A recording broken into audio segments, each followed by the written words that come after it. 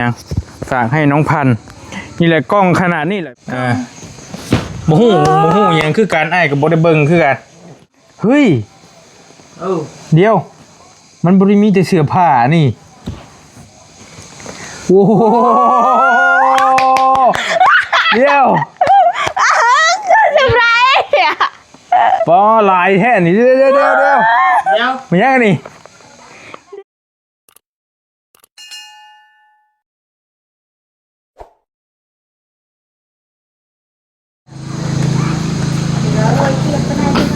เอาไฟบ่โอเคป่ะพี่น้องพอดีมีทางไอ้ใหญ่จะดีเพิ่นฝากเครื่องมาให้น้องพันเนาะบ่ฮู้ว่ามีหยังนี่อยู่ในกล่องนะบริไปรับเอาอยู่ขนส่งมื้อน่ะพี่น้องเอ้ยเนาะมันก็หลายมื้อแล้วแต่บริบ่มีเวลามาให้มื้อนี้ก็มีโอกาสก็เลยเอามาให้น้องเพิ่นก่อนลืมอันนี้ก็กลับออกมาจนเครื่องทางน่ะกลับไปเอาอีกพี่น้องเนาะบ่ฮู้ว่ามีหยังบริก็บ่ได้เบิ่งพี่น้องบ่ได้เบิ่งเลยจักซิเมนยังฝากให้น้องพันนี่แหละกล้องขนาดนี้แหละพี่น้องเอ้ยเฮามาหับอยู่ลาวหั่นมันเสียค่าส่งอยู่96,000 กีบเฉพาะอยู่ลาวได้มาเสียตอนเฮาไปเอานะ96,000เนาะประมาณ100 กว่าบาทเกือบ200 บาทนี่กล้องขนาดนี้น้ำหนักก็ประมาณ4-5 โลประมาณนี้เนาะพี่น้องถามมาหลายตีไปกล้องนึง200 บาทซะแต่ว่าเสียอยู่ไทยต่างหากอันนี้อยู่ลาวเฮาอีกต่างหากประมาณ200 บาทประมาณนี้พี่น้องพี่น้องหลายคนอยากส่งเครื่องของมาให้นะส่งเครื่องของมาให้พี่น้องเขาทางนี้แต่ว่าคันว่าส่งลายกับป้าโทษพี่น้องเบิดเป็น1,000 2,000 3,000ตั้งให้ได้ขึ้นก็ได้ล่ะบ่เทิงบ่โอเคบักได้น้องพลาดอีกเด้โอเคมันกระบังบ่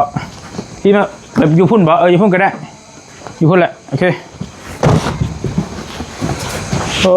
ได้ตู้เย็นใหม่เนาะโดยไอ้เตียงซื้อตู้เย็นมาให้ว่าซั่นบาดนี้ล่ะโดยสบายดีอันนี้ใหม่ก่อนไอ้เตียงมาแต่ว่าเพิ่นเมื่อแล้วพี่น้องยันว่าฟ้าเมื่อทั่วเอาผ้ามาเอายาให้แม่โดยโอ้เท่าไรเพิ่นว่านี่2 ล้านประมาณ2 ล้านหรือ3 ล้าน5,000 บาท3 ล้าน3 ล้านไป3,000บ่เฮ็ดหยังไงแกะอ่องเฮ็ดเป็นอยู่บ่เลยโอ้ยได้ไว้อีหลีบ่พอเฮ็ดมันช่างมันนี่ใจฮ้อนแท้แล้วตู้เย็นใหม่แกจักเทียยังเนาะคู่มือการน้ำใช้นี่มันติดอยู่นี่แก้วคักยืนเที่ยงมันต้องยืนอยู่นี่มึงดูหันหน้าออกพุทธพอดีเพียงหูพอดีงามพี่น้องไอ้ตู้เย็นใหม่ป้ายแดงเลยเนาะดีว่าทางง่ายเป็นเข่ามาได้อยู่รถมิโฟรถเฮาบ่ไหวบ่ได้เลยเนาะโอเคยินดีนำเด้อแต่บ่มีแต่พัดลมเนาะพัดลมบ่พอเนาะโดยป้าเด้อพี่น้องทางบริก็เงินค่าสร้างนี่ก็จักสิพอบ่พอบัดนี้ก็ได้เบิ่งตัวจริงก็ลุงงวดให้แล้วบ่ลูกให้แล้วให้สร้างได้โดยเพิ่นให้พลล้านก็พอดี3 ล้านเนาะเราให้แล้วก็ยังบริจาคมื้อนั้น1.5 ล้านให้มือไปกับน้องนิ้วแล้วก็ยังเหลืออยู่ทั้งเบิดมัน16 ล้าน11 ล้าน 5 แสนบาทนี่บ่ตีเอาให้บริแล้ว3,000ก็ประมาณ2 ล้านบาท2 ล้านกีบขอโทษ2 ล้านกีบเดี๋ยวมาไล่เบิ่งเนาะมานั่งนี่ก่อนก็ได้มานี่นั่งอยู่นี่ยังมาพี่ก็ได้แจ้งอยู่บ่จะตั้งพอดีไอ้มีกล้องผู้ใหญ่เพิ่นฝากกล้องมาให้บ่ฮู้หยังคือการไอ้ก็บ่ได้เบิ่งคือกันมาฝากให้น้องพันในเด้อว่าซั่นปิดก็ได้นะคันว่านั่นก็ยันว่ามันบ่มีไฟทางเมืองเฮาแกะได้บ่แกะเบิ่งก็สิแม่นหยังคือกันเบิ่งนำกัน แกะเลยเอ้าแก้ว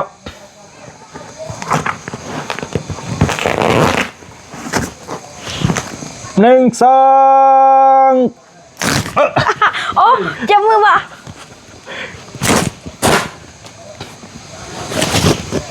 ฮ่ากล้องนี้ โอ้ว้าวนี่ยังเด็กนี่ดิบันนี้มันมา เครื่อง เอาเบิ่งตัวนี้กันไม่ยังอันนี้ แพร แพโอ้ไปวัดบ่ พาห้องงาม อ่า โอ้ เบิ่งดูตัวนี้โอ้พอดีเจ้าเลยนะอันนี้ โดย แต่ละตัวโอ้นี่ โดยก็มีแต่ตัวงามๆนี่ คือตัวคักเนาะโหชุดนอนบ่หรือว่าจะได้นี่ โดย โมเมนนอนชุดเที่ยวอันนี้งามลายดิพี่น้องไง เบะก็ได้ ตัวปั่นกันใส่เด้อ โดย เจ้าใส่บ่ได้ก็ให้เอื้อยไอ้พ่อนี่ยังใส่กันแล้วแต่ โดย แต่เพิ่นคือสิกล้ามาให้อยู่นี่ตะปุ้ยตะปิ้วอย่างที่พอดีเจ้าให้นายเบิ่งนี่ ก็ทางแม่คอยแน่ ให้แม่เจ้านี่ โดยทาง อื แม่ มเฮ้ยเดี๋ยวมันบ่ได้มีแต่เสื้อผ้านี่โอ้โหเดี๋ยว ทำไรอ่ะ ปอลายแท้นี่เดี๋ยวมันยังนี่ เด้อ ว่าเอาเลยบ่รีบ่แกะเบิ่งมาก่อนนะบ่ได้ ล่มบ่ ที่แม่นยังนี่พัดลมบ่นี่เดี๋ยวเบิ่งตัวนี้ก่อนนี่แกะมาดูนะโอ้โหน้องนิว กงสบายมาก จัก แบ่งกันกินได้ จักมันยังไม่ยาแกะมาดูมันยังตัวนี้ พัดลม ฮะใช่ได้เบิ่ง บ่ฮู้จักใช้ เรื่องน่าเย็นอยู่บ่ฮะ โอ้โห โอ้ย น่าเย็นได้ไหม นี่ มีพัดลมด้วยอ่ะ โอ้เฮาฮ้อนเฮงเด้ถือไปป่าไปสวนได้นี่โอ้หากสิ เซอร์ไพรส์มากเลย มีเย็นมีปั๊บอันนี้อีกบอกอู้เย็น เย็นคือแอร์นี่บ่ ก็จะ โอ้แห้งอีกเร่งได้อีก โอ้ หมอดบกเป็นบาทนี่หมอดได้แล้วโอ้ยไป โหไม่ก็จะไป เอียงอ่ะ กล่องไปรษณีย์ด้วยนี่ น้องพันธุ์คือกันมียังไงนี่โอ้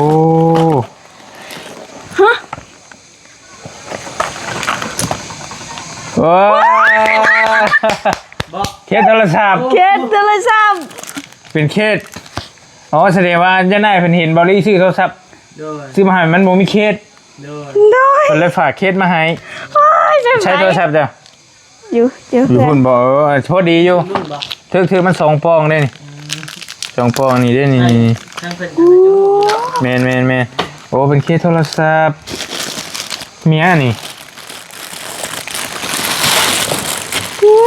เก็บไปเชฟไป กับกับกระเป๋า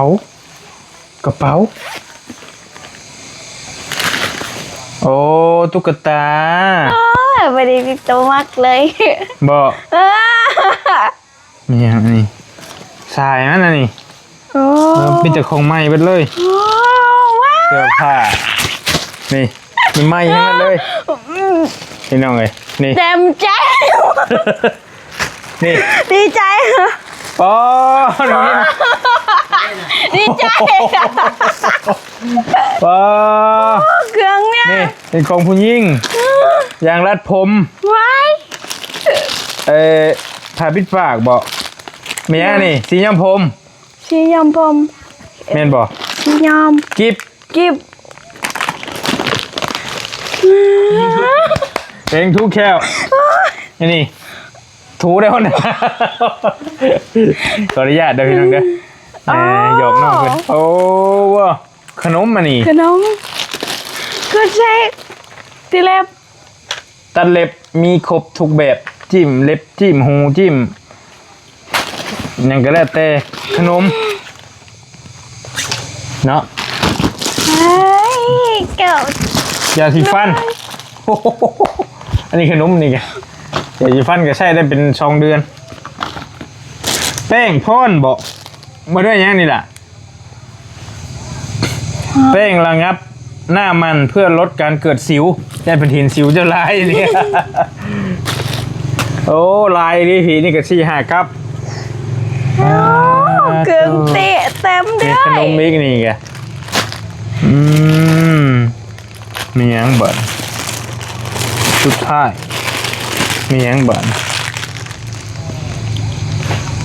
มีหมวกน้ำตัวนี้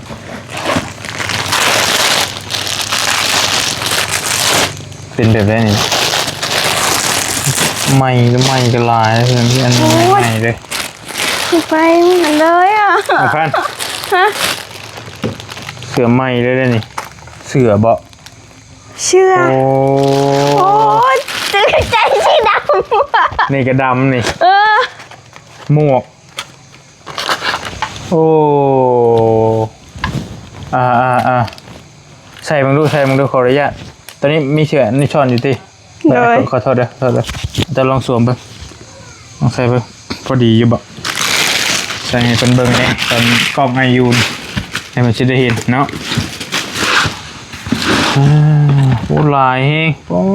โธ่ไอ้เดี๋ยวนึกว่าเสื้อผ้าที่ซื้อได้พี่น้องเอ้ย ถึงใจแห้งเนาะดีใจเลย กูดีใจจังเลยน้องนิวอุ้มลมพุบลมพาดนี่นะว้ายเพื่อชิมาฮอดเจ้าขี่รถจักรมาพี่น้องประเด็นมื้อนี้นะเป็นยาก หายเนาะ แม่นยากเฮงจนเนี่ย พอดีบอกเอาช้อนเลยบอกได้อยุนาเนาะขอโทษเด้อเสือประเด็นยังเสือแม็กยังดีแล้วนี่บ้าใช่ได้มึงดูโอเคขอโทษเด้อใส่เบิ้งหันหน้าโอเคหันหน้าไปบ้านี่หันหน้าไปเพื่อมันเบิดขึ้นแน่ขอโทษเด้อ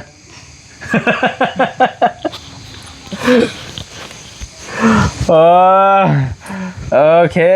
โอ้คักอยู่เลยพี่น้องโอ้มีแต่เนี่ยก็คักมีแต่เนี่ยงามๆเนาะ โดย โตพี่น้องคักอีหลีมูลค่าซื้อบัดนี้ก็บ่หลายเท่าใดดีใจมากเลย มีแต่เนี่ยเซอร์ไพรส์บ่บอกไทยก็ว่าเป็นละบาด ติ๊กแค่ เบิ่งเลยไอ้ขออนุญาตคัดอันนึงอันไอ้ช่างเปิดมือแล้วบ่อันว่าอันค่าช่างไอ้จะเอาเลยบ่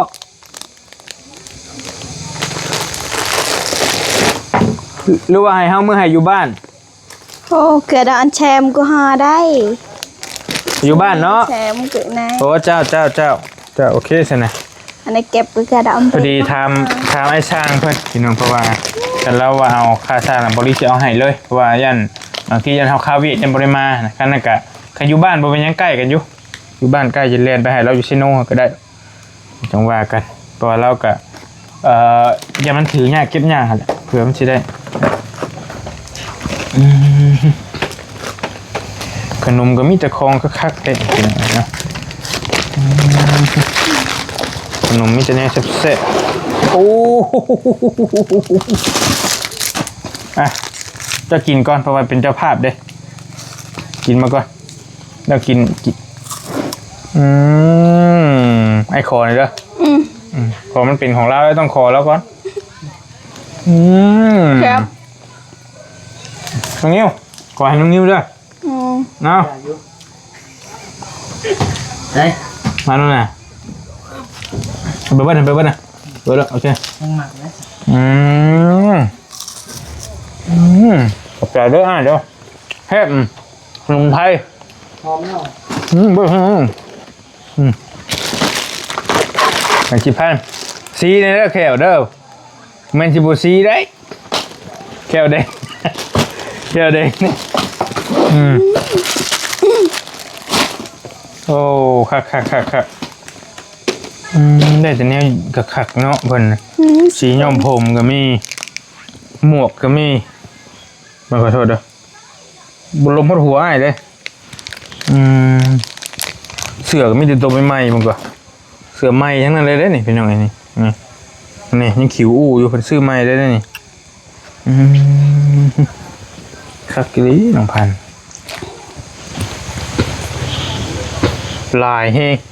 ใส่เบิดปีกบ่เบิดมึงก็เพลงก็มึงเพลงง่ายๆดิตบหน้าคนเลยไปลงเลยนะผ่าปิดปาก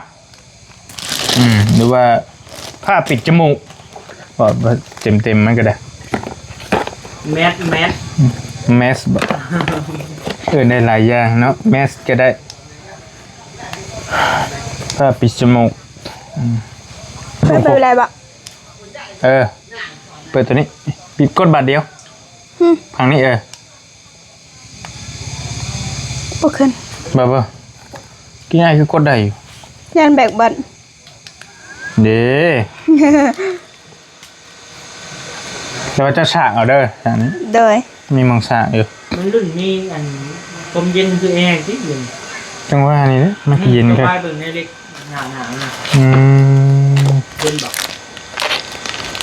เย็นเป็นโฆษณาแบบว่าคันว่านั่นก็แบบว่าเบิ่งโทรศัพท์ไปน้ำค้างนึงสินะพี่น้องจะไปเบิ่งมองห้องแล้วเปิดนี่ใช่บัดเย็นเอาไปให้ไปหน้านะใส่ไว้เย็น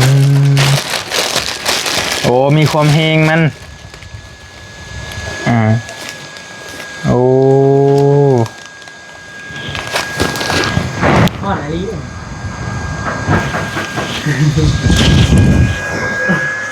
มาเฮ้ยคุณปินเบื้องมันดูดออกมาดังมันดูดบ่นะหนึ่งพัน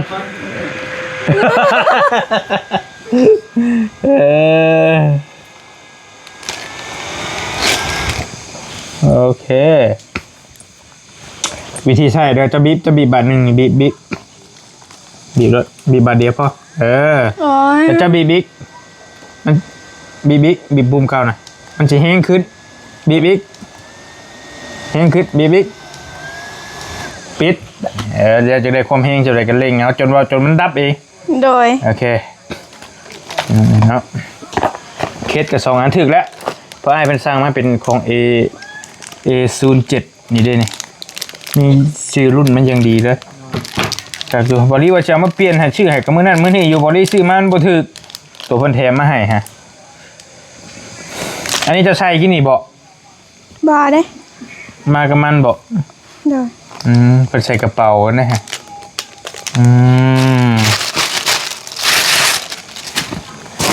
แค่กี่ดีน้องพัน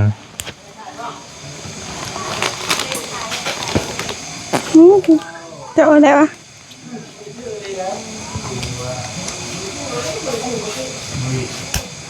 โอ้ใช้ได้โอ้บอแมนคนละข้างแล้วจะได้ใช้วันนี้มันพังนี้มันออกนอกทีละนี่มันโชว์แน่นี่จักรยานสายมันออกดีข้องข้อสั่งก็ได้แต่โทรศัพท์ใส่เงินยานลงมันยานได้เดี๋ยวก็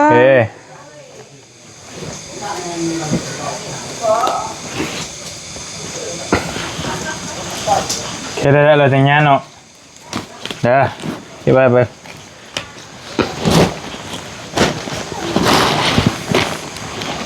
เก็บไว้งามเลยดิ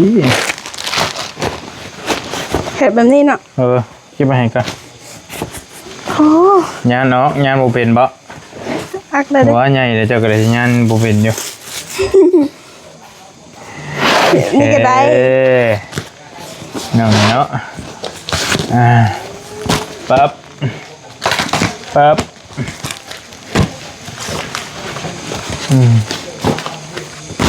โอเคเสืองามได้นี่ตัวนี้ก็มีไม้กันมีแต่ฝากอีหล่าเด้อโดยตั้งใจแล้วก็นบมือขอบใจผู้ใหญ่จะดีเพิ่นเด้อ โดย เพิ่นฝากมาให้เป็นอ้ายที่ซื้อโทรศัพท์ให้เจ้าหั่นแหละอ้ายชาวลิตชาวลิตแต่ว่าเพิ่นมาหมู่เพิ่นฝากมาให้น้องพันธุ์อีกเทื่อนึงหมดนี่แหละแต่บ่ได้จำบ่ผิดเนาะถ้าบ่ผิดก็ขออภัยเป็นอ้ายชาวลิตเพิ่นส่งบินมาให้บ่ลี่เพิ่นบอกฝากเครื่องให้น้องพันธุ์เด้อว่าซั่นเนาะ โดย ฝากอ้ายผมมาขอบใจอ้ายเพิ่นเพิ่นอยู่ทางฝั่งไทยเด้อ โดยก็ขอบคุณหลายๆเด้อพอสาวริตที่มาสดสวยทางโลกก็ขอให้พ่อจงมีสุขภาพแข็งแรงความเจ็บบ่ให้ได้ความไข้บ่มีปรารถนาสิ่งใดขอให้ได้สิ่งนั้นขอให้ได้พอสมมุ่งมั่นปรารถนาเด้อพ่อเด้อขอให้พ่อให้ร่ำให้รวยไปตอนหน้าขึ้นยงๆบ่ให้ลงจากเถื่อเด้อพ่อที่สำคัญก็ขอให้วันยืนแล้วก็ได้อยู่กับครอบครัวไปดนๆเด้อพ่อเด้อสาธุ สาธุเนาะเดี๋ยวขอเบรกแป๊บคาดแป๊บนึงเนาะเดี๋ยวไปก็เก็บไว้ใช้เด้อ โดย ไปปั่นกันกินไม่ใช่ไว้ซอยป้าเธอพี่น้องเลยได้ตู้เย็นน้องพันประมาณอีกมือ2 มื้อนะมันแล้วเฮือนน้องเพิ่นก็บ่ได้มีหยังหลายซ้ำแล้วแหละมีแต่ทาสีซื่อๆแล้วก็เฮ็ดเก็บงานบันไดหันน้อยนึง โดย น้อยเนาะ แม่นเหลืออีกน้อยนึงแล้วก็แล้วตู้เย็นก็ได้แล้ว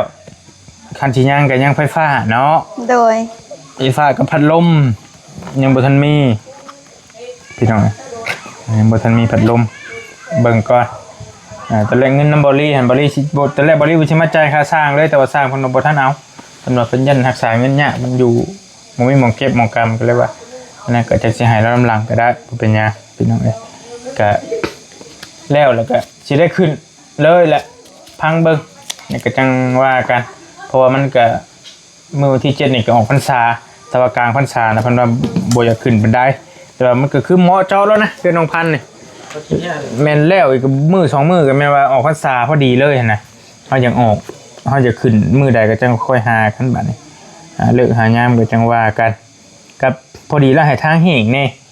บ่ลี่ก็อาจจะได้เอารถเข้ามาเลยง่ายในทางช่วงนี้บ้าดอกพี่น้องเอ้ยยอมรับลำบากผม เนี่ย มัน ตกลงมาอีกเนาะ แม่กันเดียวจัก4-5 มื้อก็สิโอเคอยู่ดอกไปง่ายมาง่ายอยู่เมื่อยนี่ก็ขี้โง่อยู่ในรถป้าลมพุบลมพะมากินนี่ก็ได้กับน้องนิวเพิ่นพี่น้องเอ้ยเนาะรถจักรเฮาแล้วแล้วมันก็อยากอันดับๆติด โดยก็รถหันมันคือว่าถ้าพ่นแล้วบอนคันหน้าหันมันสิเมินเพราะว่ามัน ๆคันหน้าใช่ คันหน้าบอนทางอ้ายไตหั่นเด้ คันหน้ามองทางอ้ายใจอันมองขัวสุดท้ายพุ่นบ่ โดยครัวหัว อยู่หันแล้วน้องนิวลง น้อย จ้ะ หั่นเด้ พุ่มรถอยู่หัน บ่นั่นแหละคอยอยู่รถกับเอื้อยพร อืมเอาจะได้ก็แล้วแต่อ้ายสิมื้อป้าเด้อบัดนี้เด้อล่ะเด้อคำได้เด้อ ทางปลอดภัย ขอบ เด้ ใจได้หลายเด้อดีใจน้ำได้หลายได้เฮือนงามนะพี่น้องเนาะได้เงินเฮือนงามหลายเฮือนน้องพันนี่พอดีงามพอดีอยู่ระเบียงหน้าบ้านก็บ่กว้างบ่หอมทางนั้นก็สิกว้างนิดนึงยื่นออกไปนั่งกินข้าวอยู่หั่นก็ได้หรือนั่งกินข้าวอยู่นี่ก็ได้สะดวกสบายพอดีแดดขึ้นทางนี้แล้วเนาะ โดย แดดส่องมาทางนี้ตื่นแต่เช้าก็รับอายแดดแต่ว่าทางนั้นเฮาขังไว้แล้วขังบ่ให้แดดแย่มาจงปองไว้นิดนึงแล้วก็มีเพิ่นเอิ้นอีหยังนี่คิ้วมันนี่เพิ่นเฮ็ดให้แต่งข้างในเป็นสีงามพี่น้องเอ้ยซันนี่แหละเฮือนน่ะเบิดเท่านี้แหละระยะเวลาการเฮ็ดก็เป็นเฮ็ดเดือนนึงว่าซั่นป้ามีแต่มันสิยืดสิยาวบ่ได้เองก็ต้องขอเนาะขอมกขอบใจหลายๆเด้อทางอ้ายชาวลิตนะเพิ่นอยู่ทางฝั่งไทยฝากเครื่องฝากของมาให้ทางน้องพันธุ์เนาะก็หลายอย่างแฮงพี่น้องเห็นแล้วก็ประทับใจแท้เนาะมีแต่ของดีๆงามๆทั้งนั้นเลยเนาะ โดย เอาก็ให้อ้ายเด้ออยู่ดีมีเฮงให้โชคให้มานให้ร่ำให้รวยเนาะปรารถนาสิ่งใดก็ให้ได้สิ่งนั้นสมความมุ่งมั่นปรารถนาเนาะร่ำไปรวยอย่าเจ็บอย่าจนอย่าเจ็บอย่าไข้ไปทางใดมาทางใดก็ให้มีแต่คนหาคนแพงให้เฮงปังๆเด้ออ้ายเด้อสาธุ แล้วก็ขอบคุณทางอ้ายเด้อที่มาจะพานบริหารให้ทางน้องกับทางยากซำใดก็ยังบืนมากกับทางน้องก็ขอให้อ้ายไปทางใดก็ขอให้ตลอดปลอดภัยเด้อความเจ็บบ่ให้ใดความไข้บ่ให้มีปรารถนาสิ่งใดขอให้ใดสิ่งนั้นขอให้สมมุ่งมั่นปรารถนาเด้อขอให้อ้ายให้ร่ำให้รวยไปตอนหน้าแล้วก็ให้มันยืนแล้วก็ได้อยู่กับครอบครัวเด้อสาธุ ถูกโอเคภาษาอยู่ดีมีเฮงพี่น้องบอกว่ายาวเดี๋ยวมันสิดึกเนาะไปบ๊ายบายสบายดี สบายดี เจ้า